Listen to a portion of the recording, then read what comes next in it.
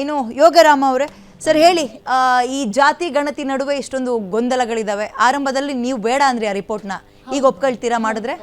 ನೋಡಿ, ಒಕ್ಕಲಿಗರ ಮುಖಂಡನಾಗಿ ನಾನು ಹೇಳೋಕ್ಕೆ ಇಷ್ಟಪಡ್ತೀನಿ, ಈ ಸಮೀಕ್ಷೆನೇ ಒಂದು ಗೊಂದಲಗಳ ಗೋಜುಲಗಳ ಗೂಡಾಗಿದೆ. ಇನ್ನೊಂದು ತಮ್ಮ ಕೇಂದ್ರದ ನಾಯಕರನ್ನು ಮೆಚ್ಚಿಸ್ಲಿಕ್ಕಾಗಿ ಕಾಂಗ್ರೆಸ್ ಸರ್ಕಾರ ಮತ್ತು ಇವರು ಇಲ್ಲಿರ್ತಕ್ಕಂಥ ಮುಖಂಡರುಗಳು ತಮ್ಮ ರಾಜಕೀಯ ಬೇಳೆ ಬೇಯಿಸ್ಕೊಳ್ಳೋದಕ್ಕೋಸ್ಕರ ಒಕ್ಕಲಿಗರ ಮಧ್ಯೆ ಜಗಳ ತಂದಿಡ್ತಿದ್ದಾರೆ. ಒಂದು ಕುಂಚಿಟಿಗ ಒಕ್ಕಲಿಗ ಹಾಗೂ ಗಂಗಟ್ಗಾರು ಒಕ್ಕಲಿಗ ಇಲ್ಲಿ, ಯಾಕೆಂದರೆ ನಾವು 10-15 ಕಿಲೋಮೀಟ್ರುಗಳ ಅಂತರ ಒಂದೊಂದು ಅವರ ಒಂದು ಜೀವನ ಕ್ರಮ ಬದಲಾಗ್ತಾ ಹೋಗುತ್ತೆ. ನಾವಿಲ್ಲಿ ತುಮಕೂರು ಕಡೆ ಇರ್ತಕ್ಕಂಥ ಒಕ್ಕಲಿಗರನ್ನ ನಾವು ಕುಂಚಿಟಿಗರು ಅಂತೀವಿ, ಹಾಸನ ಕಡೆ ಇರ್ತಕ್ಕಂಥವ್ರನ್ನ ನಾವು ಗಂಗಟ್ಗಾರು ಅಂತೀವಿ, ಮಂಡ್ಯ ಮೈಸೂರು ಹೀಗೆ ರೆಡ್ಡಿ ಒಕ್ಕಲಿಗರಿದ್ದಾರೆ, ಮಸ್ಲು ಒಕ್ಕಲಿಗರಿದ್ದಾರೆ, ಕೂಡು ಒಕ್ಕಲಿಗರಿದ್ದಾರೆ, ಅನೇಕ ಅದರಲ್ಲಿ ಅಂದರೆ ಇವರೆಲ್ಲರೂ ಒಕ್ಕಲಿಗರೇ.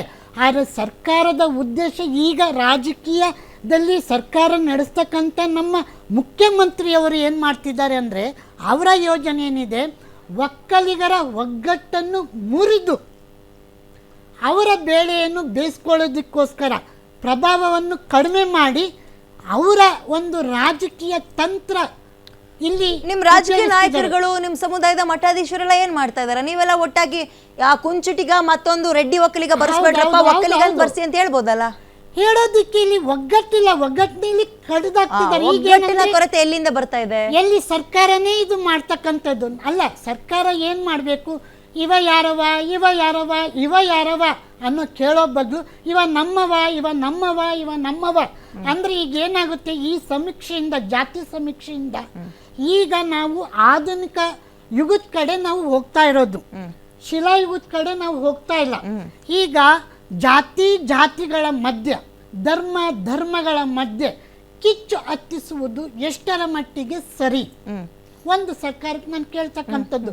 ಮತ್ತೆ ಒಕ್ಕಲಿಗರ ಪ್ರಾಬಲ್ಯವನ್ನು ಇಲ್ಲಿ ಕುಂಠಿತಗೊಳಿಸ್ತಕ್ಕಂಥದ್ದು ಹೇಗೆ ಅಂದ್ರೆ, ಈಗ ನೋಡಿ, ರೆಡ್ಡಿ ಒಕ್ಕಲಿಗರಾದ್ರು, ಮಸ್ಲು ಒಕ್ಕಲಿಗರಾದ್ರು, ಬೆಳ್ಳ ಒಕ್ಕಲಿಗರಾದ್ರು, ಸರ್ಪದ ಒಕ್ಕಲಿಗರಾದ್ರು, ಅಲ್ಲಿ ಹೆಗ್ಡೆಯವರಾದ್ರು ಮಂಗಳೂರು ಕಡೆ, ಈಗ ಇಡೀ ಕರ್ನಾಟಕದಲ್ಲಿ ಒಕ್ಕಲಿಗರಿದ್ದೀವಿ.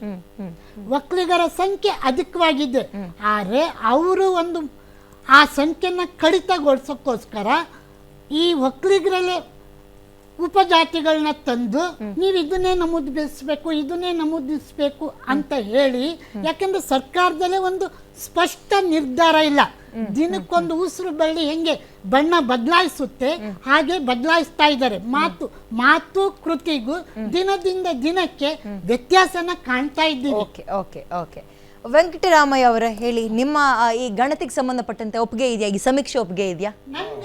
ಬರ್ತೀನಿ ಸರ್, ಬರ್ತೀನಿ. ಇದೆ ಮೇಡಮ್, ಯಾಕೆಂದ್ರೆ ಈಗ ವೀರೇಶ್ವರ ಆಗಲಿ, ಯೋಗರಾಮ್ ಅವರಾಗಲಿ ಎಲ್ಲ ಹಿರಿಯರು, ಕಾಲದಿಂದ ಕಾಲಕ್ಕೂ ಯಾರು ತುಳಿತಕ್ಕೊಳಗಾಗಿದ್ದಾರೆ ಅವ್ರನ್ನ ಮೇಲೆತ್ತೋವಂಥ ಕೆಲಸ ಯಾವುದೇ ಸರ್ಕಾರ ಬರಲಿ, ಎಲ್ಲರನ್ನೂ ಇವಾಗ ಹೇಳಿದ್ರು ಇವ ನಮ್ಮವ ಅಂತ, ಆ ಥರ ಅನ್ನೋದಕ್ಕೆ ಅವ್ರವ್ರ ಸ್ಥಿತಿಗತಿಗಳನ್ನ ಅರ್ಥ ಮಾಡಿಕೊಂಡು ಅವ್ರ ವ್ಯವಸ್ಥೆ ಮಾಡೋದಕ್ಕೆ ಏನು ಕಾರ್ಯಕ್ರಮ ಇದೆ?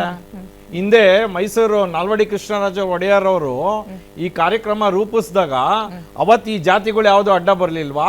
ಅವತ್ತು ಏನು ಸಮೀಕ್ಷೆ ಮಾಡಿಕೊಂಡು ಆ ಸರ್ವೆ ರಿಪೋರ್ಟ್ ಪ್ರಕಾರನೇ ಈ ರಾಜ್ಯ ಇವತ್ತು ಮೈಸೂರು ರಾಜ್ಯ ಆಗಿ ಕರ್ನಾಟಕ ರಾಜ್ಯ ಆಗಿ ಇಷ್ಟು ಮುಂದುವರಿತಾ ಬಂದಿದ್ದೀವಿ.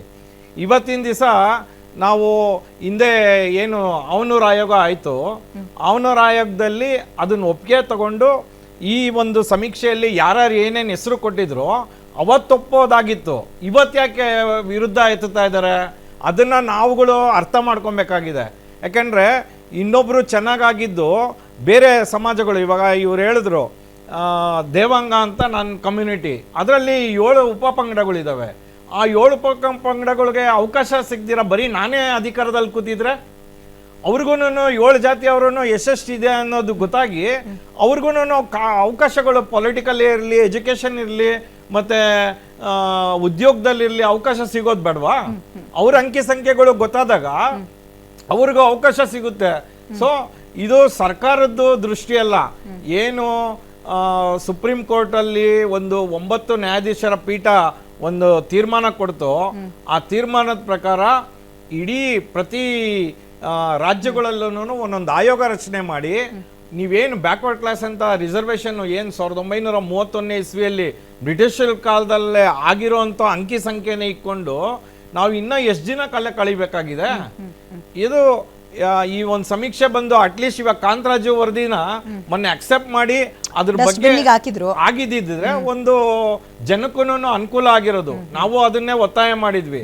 ಸೊ ಈಗ ಇದು 22ನೇ ತಾರೀಕು ಏನಿದೆ, ಇವಾಗ ಎಲ್ಲರೂ ಹೇಳ್ದಂಗೆ ಅಥವಾ ನೀವು ಡಿಬೇಟಲ್ಲಿ ಇವಾಗ ಹೇಳ್ದಂಗೆ ಧರ್ಮ ಅಂತ ಬಂದಾಗ ಕಾಲಮ್ ಕೊಟ್ಟವ್ರೆ.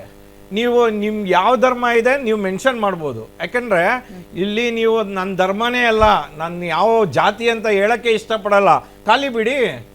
ನೀವು 60 ಅಂಶಗಳು ಅಂತ ಏನ್ ಕೊಟ್ಟಿದ್ದಾರೆ, 60 ಅಂಶಗಳಲ್ಲಿ ಜಾತಿ ಧರ್ಮ ಅನ್ನೋದು ಒಂದೊಂದು ಅಂಶ ಅಷ್ಟೇ. ಮಿಕ್ಕಿದ್ದನ್ನ ಬೇರೆ ಪರಿಗಣಿಸಿ. ನಿಮ್ಗೆ ಇಷ್ಟ ಇಲ್ವಾ, ಬೇಡ ಬರೆಸಬೇಡ. ಇವಾಗ ಯಾರು ನೋವಿದೆ ಬಟ್ ಇದು ಹೇಳ್ಕೊಳಕ್ ಸಮೀಕ್ಷೆ. ಬಟ್ ನಿಮ್ಗೆ ನಾನು ಆರಂಭದಲ್ಲಿ ಹೇಳ್ದೆ, ಇಲ್ಲಿ ಚರ್ಚೆ ಆಗ್ತಾ ಇರೋದು, ಜಗಳ ಆಗ್ತಾ ಇರೋದು ಏನಲ್ಲಿ ಜಾತಿ ಜಾತಿ ಅದನ್ನ ಕ್ರಿಯೇಟ್ ಮಾಡ್ತಾ ಇದ್ದಾರೆ ಮೇಡಮ್. ಇದನ್ನ ಬೇರೆ ಷಡ್ಯಂತ್ರ. ಯಾರು ಇದನ್ನ ಇವಾಗ ಹೇಳ್ದಂಗೆ ಅಧಿಕಾರ ಅದು ಇದು ಕೆಲವ್ರಿಗೆ ನಮ್ಗೆ ಎಲ್ಲಿ ತಪ್ಪೋಗ್ಬಿಡುತ್ತೆ ಅನ್ನೋ ಒಂದು ಭೀತಿಗೆ ಒಂದು ಮೇಲ್ವರ್ಗಗಳು ಇದು ಒಂದು ಷಡ್ಯಂತ್ರ ರೂಪಿಸ್ತಾ ಇದೆ.